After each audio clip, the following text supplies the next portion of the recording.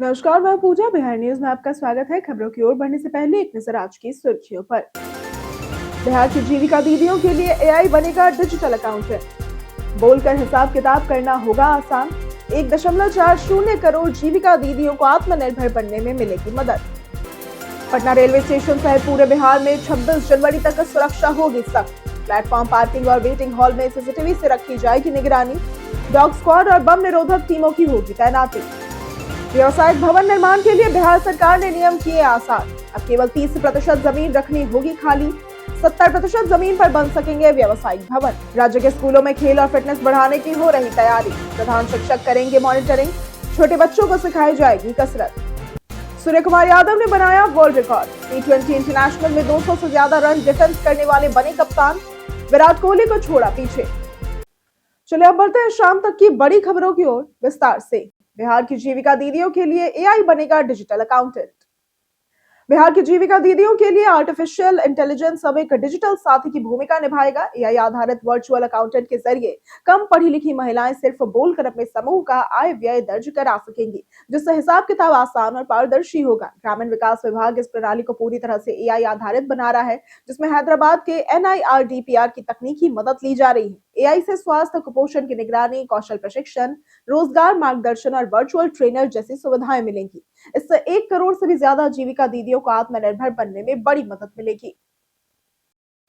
गणतंत्र दिवस परेड में नहीं दिखेगी बिहार की झांकी। 26 जनवरी को होने वाली गणतंत्र दिवस परेड में इस बार कर्तव्य पथ पर बिहार की झांकी नजर नहीं आएगी।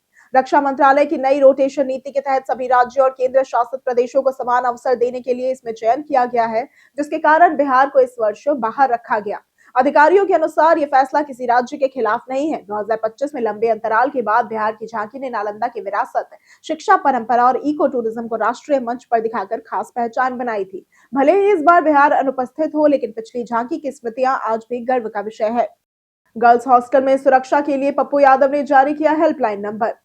पटना में नीट छात्रा की मृत्यु ने बिहार में सुरक्षा चिंताओं को बढ़ा दिया है। इस घटना के बाद पूर्णिया सांसद पप्पू यादव ने राज्य के सभी गर्ल्स हॉस्टलों में रहने वाली लड़कियों के लिए हेल्पलाइन नंबर 6207084398 या फिर 9534549311 जारी किया है। उन्होंने कहा कि अगर किसी छात्रा को कोई परेशानी, डर, असहजता या शोषण का सामना करना पड़ रहा हो तो बिना संकोच तुरंत हेल्पलाइन पर संपर्क करें। पहचान पूरी तरह से गोपनीय रखी जाएगी और हर संभव सहायता उपलब्ध कराई जाएगी। सांसद ने हॉस्टल सुरक्षा और नियमों के पालन पर भी सवाल उठाए हैं। अब बिहार में 70% जमीन पर बन सकेंगे व्यवसायिक भवन। बिहार में व्यवसायिक भवनों के निर्माण नियमों में बड़ा बदलाव किया गया है। अब कमर्शियल भवनों में 70% जमीन पर निर्माण की अनुमति होगी, जबकि पहले केवल 40% जमीन पर ही निर्माण संभव था।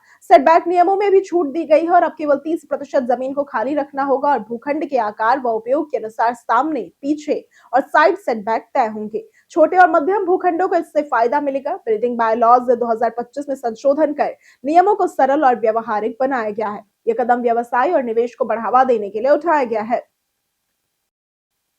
पूर्णिया से दुबई तक मिथिला मखाना का ऐतिहासिक निर्यात हुआ सफल। पहली बार जीआई टैग मिथिला मखाना को समुद्री मार्ग से पूर्णिया से दुबई निर्यात किया गया। 2 टन की इस खेप का निर्यात वाणिज्य एवं उद्योग मंत्रालय, कृषि विभाग और एपिडा पटना के सहयोग से हुआ। मिथिला मखाना बिहार का पारंपरिक और पोषक उत्पाद है। अब अंतरराष्ट्रीय गुणवत्ता, पैकेजिंग और लॉजिस्टिक्स मानकों को पूरा कर चुका है। कृषि मंत्री रामकृपाल यादव ने वर्चुअल फ्लैग ऑफ समारोह में कहा कि यह निर्यात किसानों की आय बढ़ाएगा और राज्य की वैश्विक पहचान को मजबूत करेगा। इससे मखाना उत्पादक किसानों को लाभकारी मूल्य और नए बाजार अवसर मिलेंगे। ग्रामीण अर्थव्यवस्था मजबूत होगी। प्रधान शिक्षक करेंगे स्कूलों में खेल और फिटनेस गतिविधियों की मॉनिटरिंग। राज्य के सरकारी स्कूलों में अब छात्रों की शारीरिक और खेल कौशल क्षमता बढ़ाने के लिए विशेष पहल की जा रही है। इसके तहत पुलिस फोर्स और एसएसबी जैसी तैयारियों के लिए स्कूलों में जिम खोले जाएंगे, जिसमें हैवी वेट और हल्के वजन की सामग्री उपलब्ध होगी। छोटे बच्चों को देसी कसरत, पीटी और दौड़ के साथ फिटनेस सिखाई जाएगी, जबकि बड़े छात्रों के लिए शरीर को मजबूत रखने की ट्रेनिंग कराई जाएगी। इसके साथ ही इंडोर और आउटडोर खेल जैसे कि कैरम, लूडो, शतरंज, कुश्ती, हॉकी, क्रिकेट, बैडमिंटन, टेनिस और दौड़ आदि भी कराए जाएंगे। प्रधान शिक्षक खेल और जिम की मॉनिटरिंग करेंगे। गणतंत्र दिवस पर स्टेशनों पर 24 घंटे सीसीटीवी से की जाएगी निगरानी। गणतंत्र दिवस के मद्देनजर पटना समेत राज्य के सभी ए श्रेणी स्टेशनों पर 26 जनवरी तक कड़े सुरक्षा इंतजाम किए गए हैं। प्लेटफॉर्म, वेटिंग हॉल, पार्किंग सहित सभी स्थलों पर सीसीटीवी से निगरानी की जाएगी। आरपीएफ और जीआरपी जवानों की संख्या बढ़ा दी गई है। डॉग स्क्वाड और बम निरोधक दस्ते भी नियमित चेकिंग करेंगे। प्रवेश द्वार पर मेटल डिटेक्टर और एक्सरे मशीन से यात्रियों व सामान की जांच होगी। 23 से 26 जनवरी तक दिल्ली की रेलवे पार्सल सेवा बंद रहेगी, जिससे व्यापारियों को असुविधा होगी।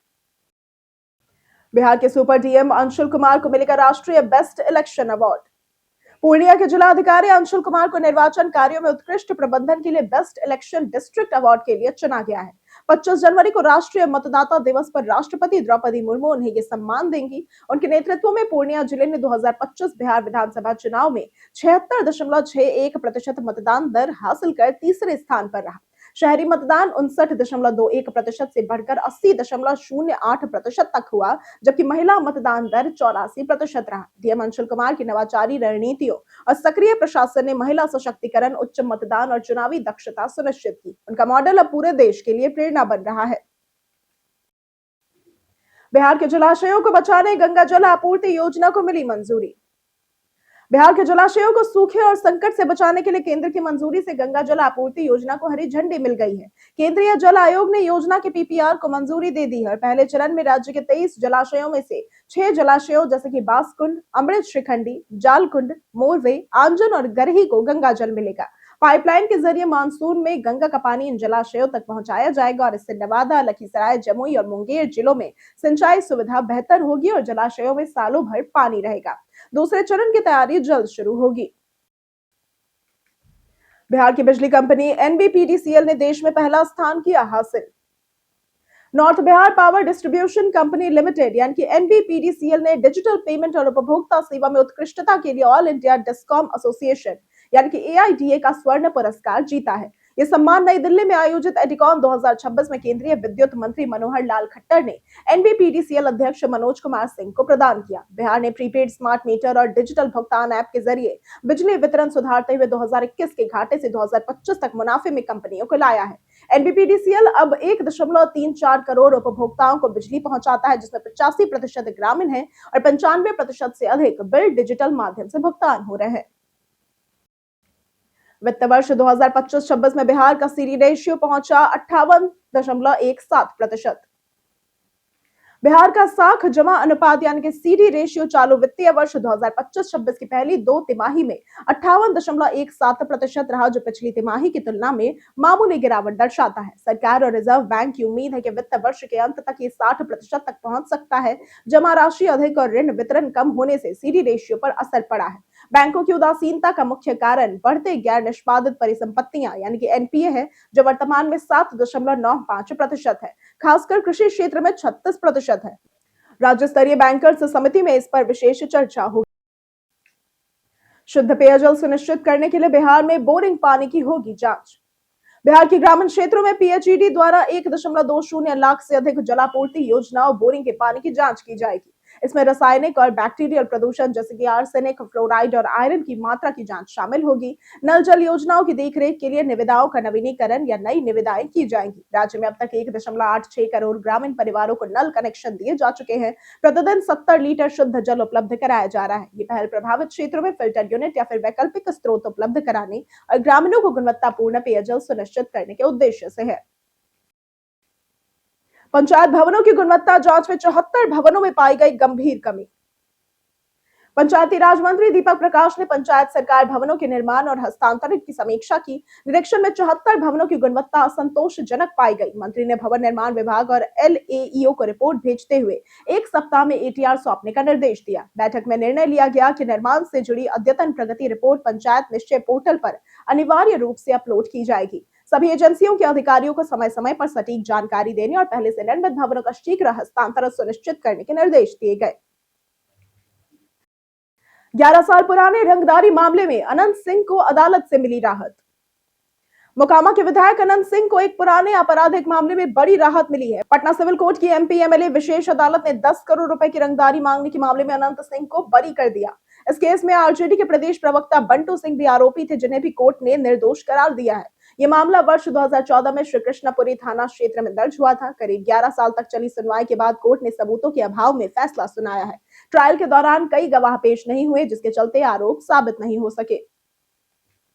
200 प्लस रन डिफेंड में सूर्य कुमार यादव ने रचा वर्ल्ड रिकॉर्ड। भारत ने पहले टी20 में न्यूजीलैंड को 48 रन हराकर शानदार जीत दर्ज की। इस मुकाबले में कप्तान सूर्य कुमार यादव ने एक ऐतिहासिक वर्ल्ड रिकॉर्ड अपने नाम किया।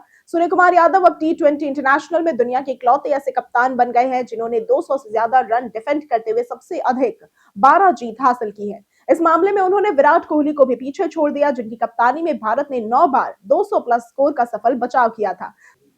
सूर्य कुमार की आक्रामक कप्तानी और टीम की मजबूत बल्लेबाजी ने इस जीत को यादगार बना दिया। बीते दिन हमारे द्वारा पूछे गए सवाल का जवाब आप लोगों में से बहुत लोगों ने हमारे कमेंट सेक्शन में लिख कर दिया है। जिन्होंने हमारे द्वारा पूछे गए सवाल का जवाब दिया है उनके नाम है नरेंद्र कुमार, रामशंकर सिंह, लक्ष्मी मेहता, राम बाबू दास, बलराम मंडल, अनवर करीम खान, बाबूलाल मरांडी, राकेश गुप्ता, अब्दुल सलाम, कामेश्वर सिंह, विनोद शाह, नौशाद रजा, राजकिशोर महतो, परास कुमार, राजेंद्र तांती, मनोज दास, राम नारायण सिंह, दीपक कुमार, अर्जुन राम, रवि मोहन वर्मा, भरत कुमार, अजीत कुमार, रोशन यादव और रंजीत मिश्रा।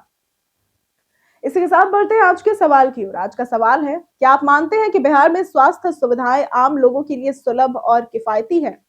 आप अपना जवाब हमें हमारे कमेंट सेक्शन में लिखकर जरूर बताएं। आज के लिए सिर्फ इतना ही। बिहार की तमाम खबरों के साथ बने रहने के लिए देखते रहें बिहारी न्यूज। और साथ ही अगर आप यूट्यूब चैनल पर देख रहे हैं तो चैनल को सब्सक्राइब करें, और अगर आप फेसबुक पेज पर देख रहे हैं तो लाइक और फॉलो जरूर करें।